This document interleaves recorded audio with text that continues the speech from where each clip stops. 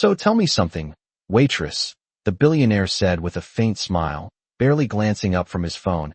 If you had $1 million, where would you invest it? The question drifted across the polished oak table like a casual joke, light enough to make the men around him chuckle quietly into their glasses of sparkling water and aged bourbon.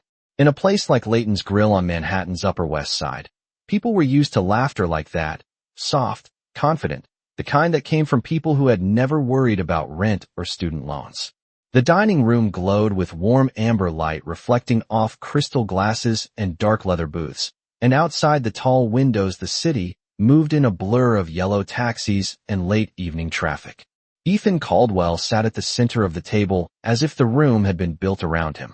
At 38, the founder of Caldwell Capital had become one of the most recognizable figures in American finance. The kind of billionaire who appeared on magazine covers beside headlines about bold investments and impossible predictions that somehow always came true. He wore a charcoal suit that probably cost more than most people's monthly rent, and a Swiss watch rested loosely on his wrist, the kind collectors discussed in quiet, admiring tones. Around him sat 3 venture partners visiting from Boston, all eager to hear his thoughts on markets and acquisitions. But for the moment Ethan seemed more interested in his phone than in the conversation. The waitress standing beside the table held a small notepad and a pen. Her name tag read Clara Bennett. She had been on her feet for nearly 8 hours already, moving between tables with quiet efficiency, refilling glasses, delivering plates, and fading politely into the background the way good servers often did. Most customers barely looked at her face. She was simply part of the rhythm of the restaurant, like the soft piano music drifting through the room. But when Ethan asked his question, something changed in the air around the table. Clara didn't laugh. She didn't rush to respond either. For a moment she simply looked at him, calm and steady, as if measuring the weight of the question rather than the tone behind it. Ethan still hadn't raised his eyes from the glowing screen in his hand. One of his partners smirked and said, "Careful, Ethan. She might give you better advice than your analysts." The table laughed again. Clara remained quiet for another second.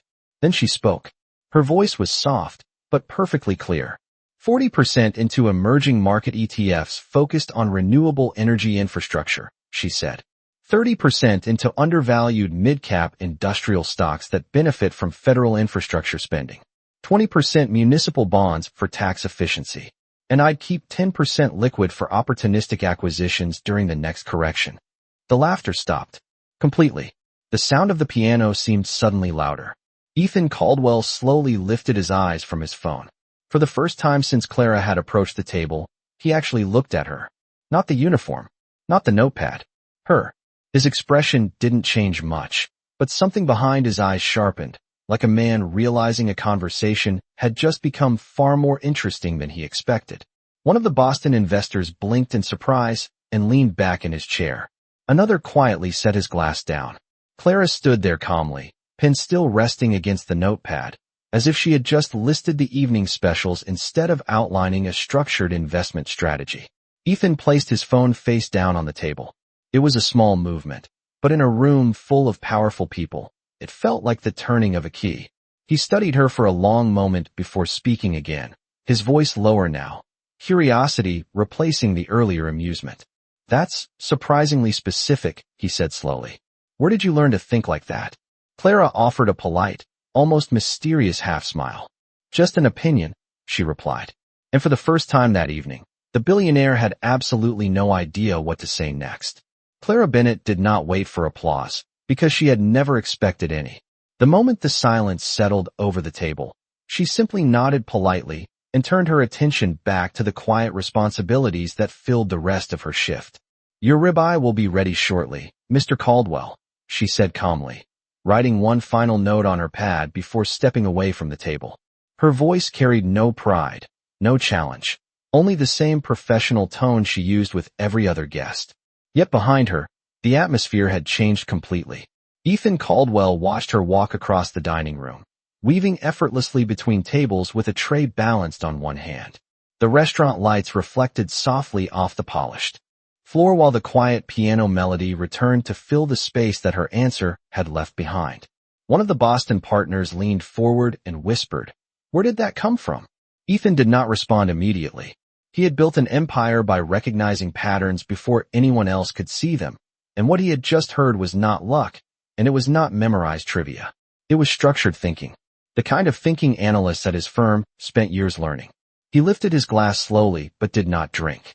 His eyes followed Clara as she stopped at another table, refilled a couple's water glasses, and smiled politely at something the guests said. From across the room, she looked exactly like every other server in the restaurant.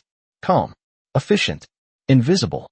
Yet the numbers she had listed moments ago still echoed in his mind with unsettling clarity. 40% into emerging market energy infrastructure. 30% into undervalued industrials tied to federal spending. 20% municipal bonds. 10% liquidity for market corrections. It was not just the allocations that impressed him. It was the logic behind them. Ethan had spent the last 6 months studying the same macro trends. His analysts had delivered presentations filled with charts and projections that pointed in almost the same direction. And yet this waitress had summarized the strategy in less than 20 seconds while standing beside a dinner table. One of the investors chuckled nervously and tried to lighten the mood. "Maybe we should offer her a job," he said. The others laughed politely, but Ethan did not. Instead, he placed both elbows on the table and leaned back slightly, the way he did when he was thinking through a problem. "No," he said quietly. She did not say that by accident. The Boston partners exchanged curious looks. Across the room, Clara entered the kitchen briefly, disappearing behind the swinging doors before returning with a large tray, carrying 2 steaks and a bowl of roasted vegetables. Her movements were steady, practiced, the rhythm of someone who had repeated the same routine hundreds of times. But Ethan noticed something else now that he had not seen before. The way she paused for half a second before approaching a table, as if reading the room. The way her eyes scanned the dining floor, quietly aware of everything happening around her. It was the same kind of situational awareness he demanded from people who managed billions of dollars. When she returned to their table, she set each plate down with careful precision.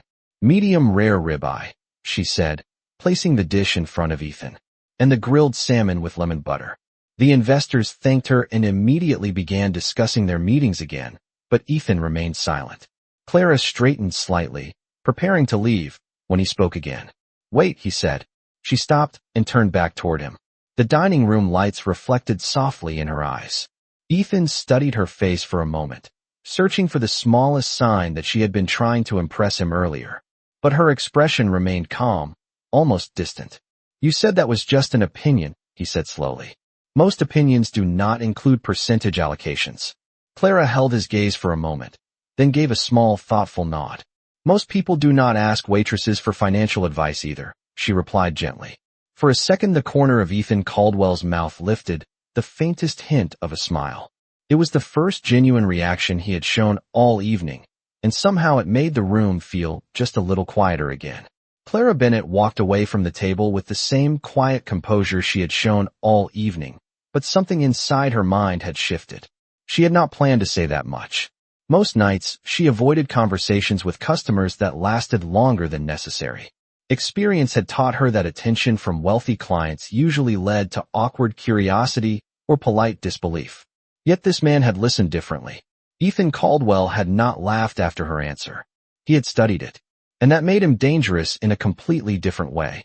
Across the dining room, Ethan remained seated, his fork resting untouched beside the steak that had just been placed in front of him.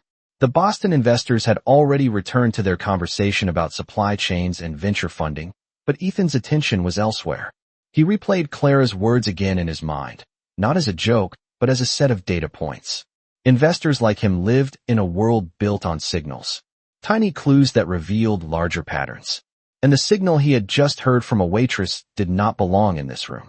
One of the partners eventually noticed Ethan's silence. "You were thinking about it again," he said with a small grin. Ethan glanced at him.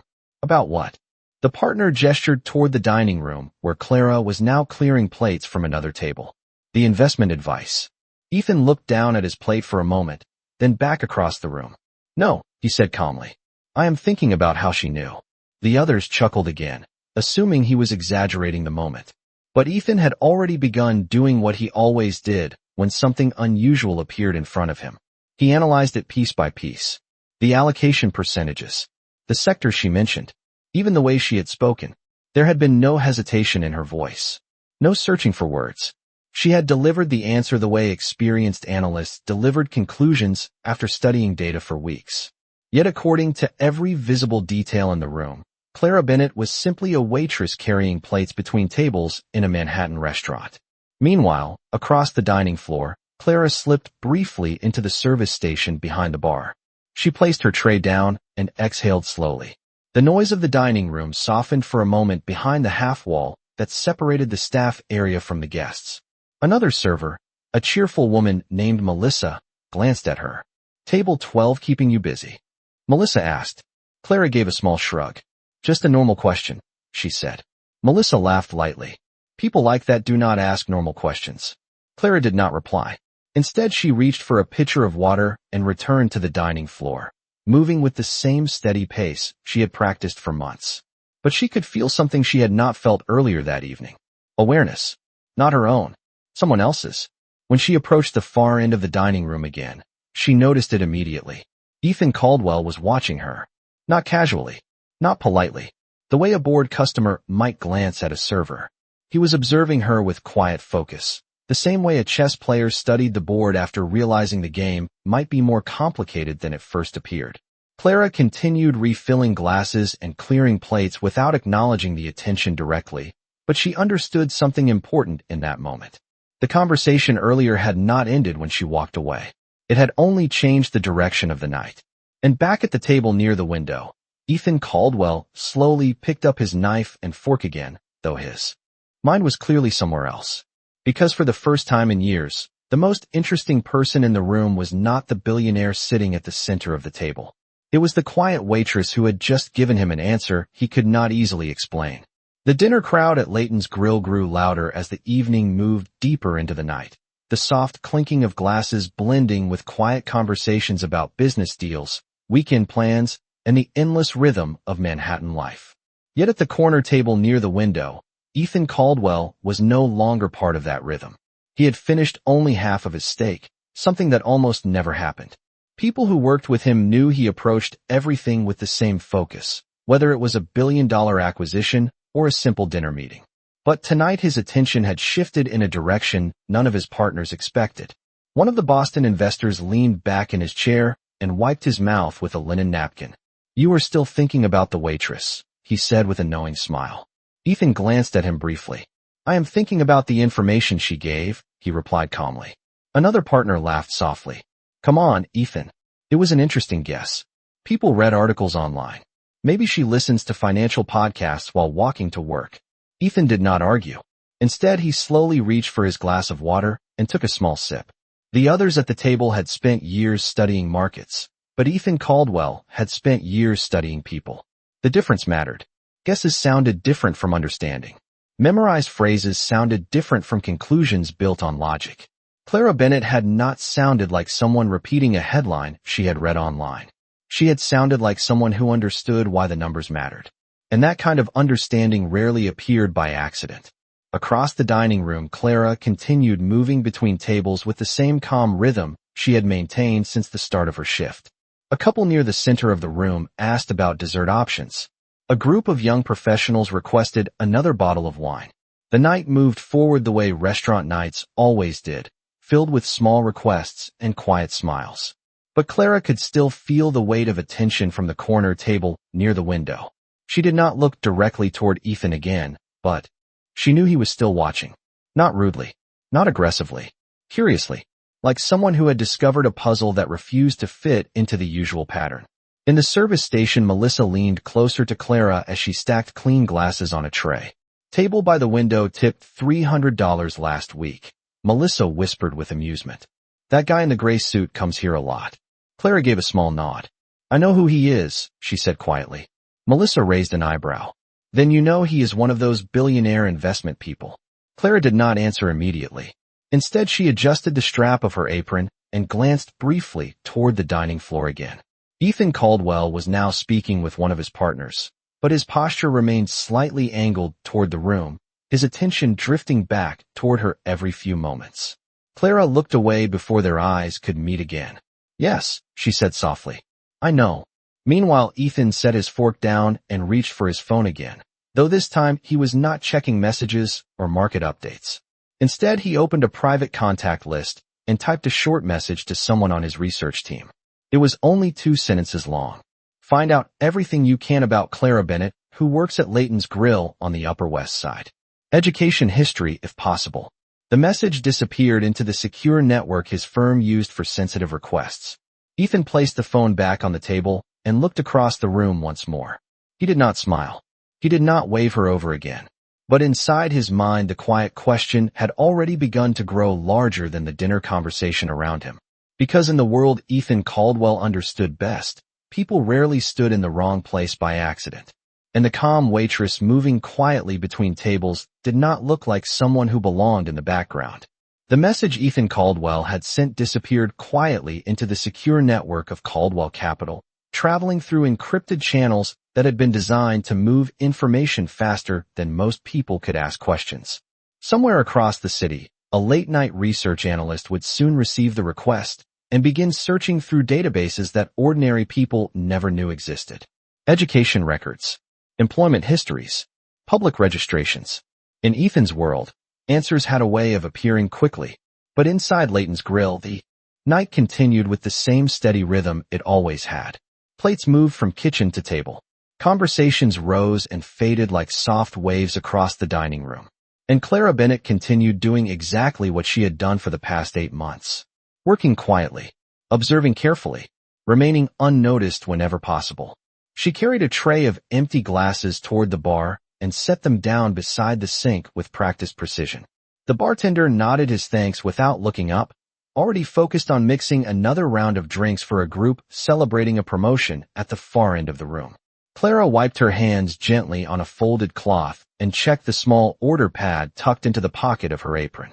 2 dessert requests from table 9. Another bottle of sparkling water for table 14. Small details. Simple responsibilities. The kind of tasks that allowed her mind to remain calm even when the room was busy. Yet tonight something felt slightly different beneath that routine. Not dramatic. Not alarming. Just different. Because she had noticed the moment earlier when Ethan Caldwell reached for his phone again after their brief exchange. Most customers checked their phones constantly, but this had not been the casual scrolling of a bored guest. It had been deliberate, focused. Clara had seen that same expression before, though rarely in restaurants. It was the look of someone beginning an investigation.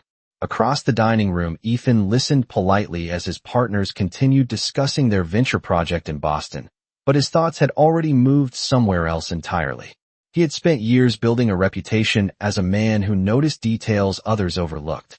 And Clara Bennett had presented him with a detail that refused to fade away. Finally, one of the partners pushed his chair back slightly and laughed. "You are distracted tonight," he said. Ethan glanced at him. "Maybe," he replied.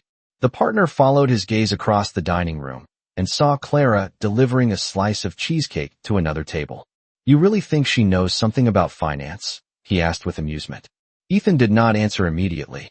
Instead, he watched as Clara placed the dessert plate carefully in front of the customer, offered a polite smile, and stepped away again with the same quiet confidence she had shown all evening.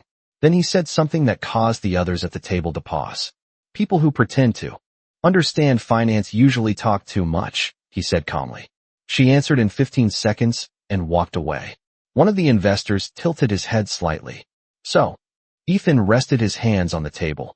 "So people who actually understand something usually do not feel the need to prove it." The table grew quiet for a moment.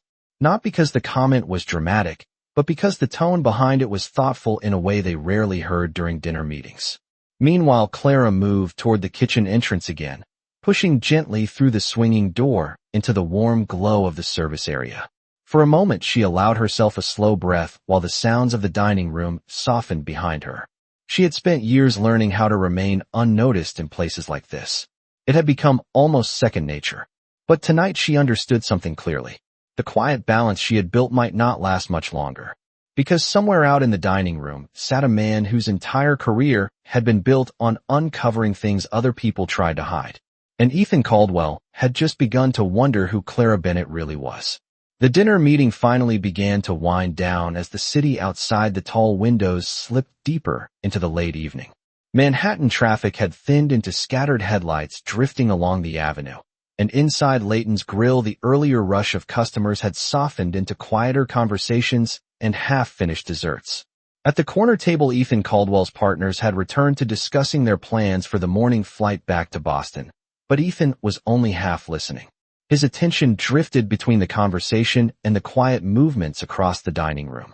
Clara Bennett had just stepped out of the kitchen again, carrying a tray with 2 coffee cups and a small plate of chocolate mousse. Her pace was steady, unhurried, the same quiet rhythm she had maintained all night. To anyone else, she looked exactly like every other server finishing a long shift. But Ethan had spent enough years reading people to recognize something beneath that calm routine. Confidence. Not the loud kind that demanded attention, but the quiet kind that appeared only in people who understood far more than they revealed.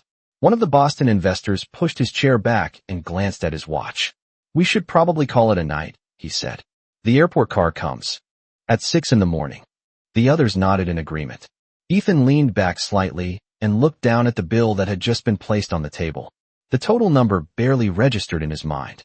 Instead, he found himself replaying the moment earlier in the evening when Clara had delivered her answers so calmly.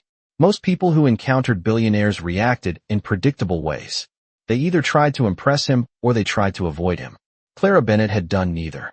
She had simply answered the question and returned to her work as if the conversation had no special meaning at all. That detail stayed with him more than the number she mentioned, because people who truly understood something rarely felt the need to perform. Across the dining room, Clara placed the coffee cups gently in front of an older couple who had been lingering over their dessert for nearly an hour. The woman thanked her warmly, and Clara responded with the same polite smile she offered every guest. For a moment, she allowed herself to glance toward the corner table again. Ethan Caldwell was still there, though the other men were beginning to stand and gather their coats. She quickly looked away before their eyes could meet again. In the service station, Melissa leaned close once more while folding a stack of clean napkins. "They are leaving soon," she whispered. Clara nodded slightly. "I noticed." Melissa grinned. "I still cannot believe what you said earlier." "That was bold." Clara shook her head gently. "It was just an answer." Melissa laughed softly. "Not the kind of answer most waitresses give to billionaires." Clara did not respond. Instead, she carried another tray toward the kitchen, allowing the swinging door to close quietly behind her. For a moment, she rested her hands against the cool stainless steel counter and breathed slowly. She had spent years training herself not to draw attention, to keep her life simple, to remain invisible whenever possible. But tonight she could feel the balance shifting. Back in the dining room, Ethan Caldwell stood and slipped on his jacket while his partners finished signing the bill. He glanced toward the service area one more time, but Clara had already disappeared behind the kitchen door. For a moment, he considered walking over and asking another question. Something simple, something direct. Instead, he reached for the receipt, added a tip large, enough to surprise the staff, and placed the pen down carefully. Then he said quietly to no one in particular, "Interesting night." His partners assumed he was referring to the business conversation, but Ethan Caldwell knew that was not what he meant. Because somewhere behind the kitchen door was a waitress who had just become the most intriguing variable he had encountered all week. And in Ethan's world, unanswered questions rarely stayed unanswered for long. The night air outside Layton's grill carried the cool edge of early autumn as Ethan Caldwell stepped onto the sidewalk, the glass door closing quietly behind him. Manhattan was never truly silent, but at this hour the city moved with a slower rhythm. A few taxis rolled past under the glow of streetlights, and the distant hum of traffic blended with the quiet murmur of people leaving restaurants and theaters along the avenue. Ethan paused for a moment beside the curb while his partners continued talking about their early flight, but his attention drifted back toward the tall windows of the restaurant.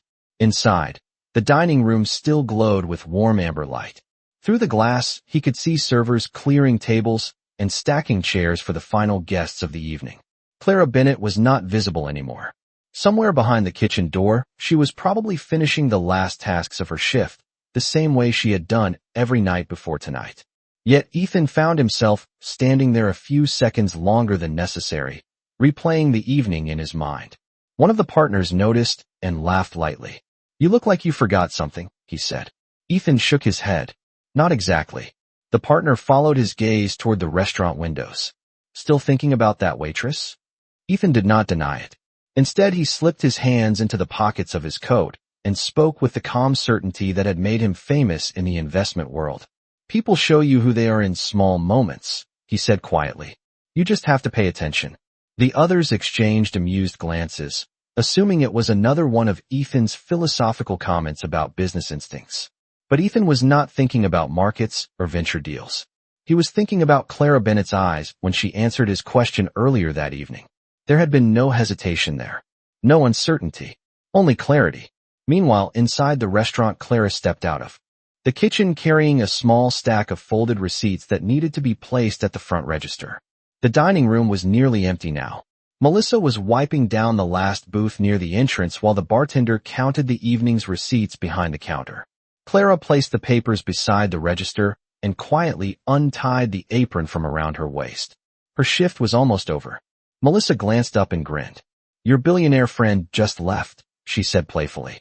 Clara raised an eyebrow. He is not my friend. Melissa laughed. Maybe not yet. Clara folded the apron neatly and set it inside her locker behind the service station. She did not respond to the comment.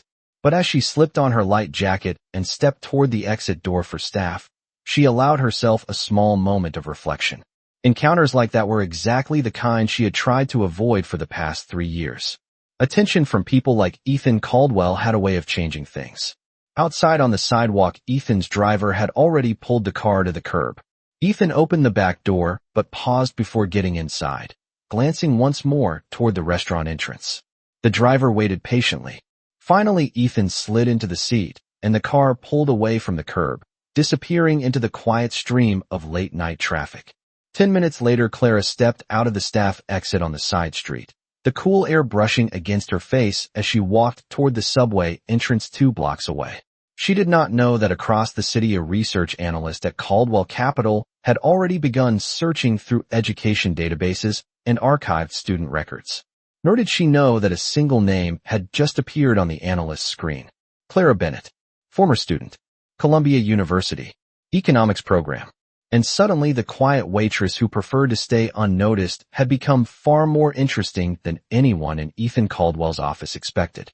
Morning light crept slowly between the tall buildings of Manhattan as the city returned to its familiar rhythm of rushing footsteps and distant car horns. Clara Bennett stepped out of the subway station near her small apartment building, the cool air of the early morning brushing gently against her face. The street smelled faintly of fresh coffee, drifting from a corner cafe that had already opened its doors to commuters.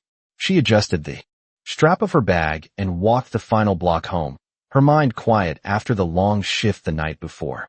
Encounters with wealthy customers were not unusual in a restaurant like Layton's Grill, and most of them faded from memory by the time she reached her apartment door.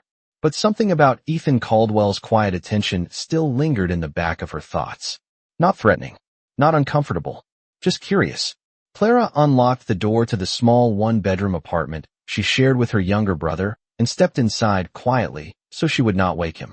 The apartment was simple but warm, filled with second-hand furniture and a small bookshelf that held more notebooks than novels.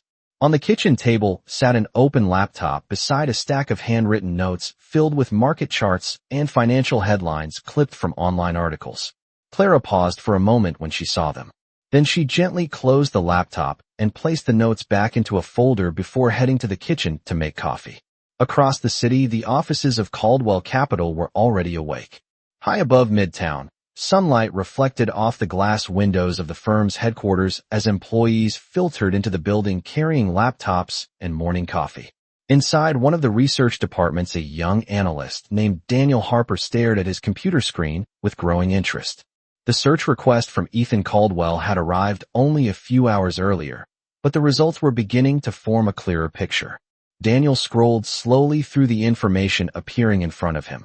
Clara Bennett, former student at Columbia University, economics program. Academic performance listed as exceptional during her first 2 years. Scholarship recipient. Research assistant for a professor specializing in energy markets. Daniel leaned closer to the screen. The details continued. Published student research on emerging renewable infrastructure investments. Daniel sat back in his chair, surprised. The quiet waitress Ethan had mentioned during the late-night message clearly had a background far more impressive than expected. Yet the record suddenly stopped 3 years earlier. Enrollment status marked inactive. No graduation record.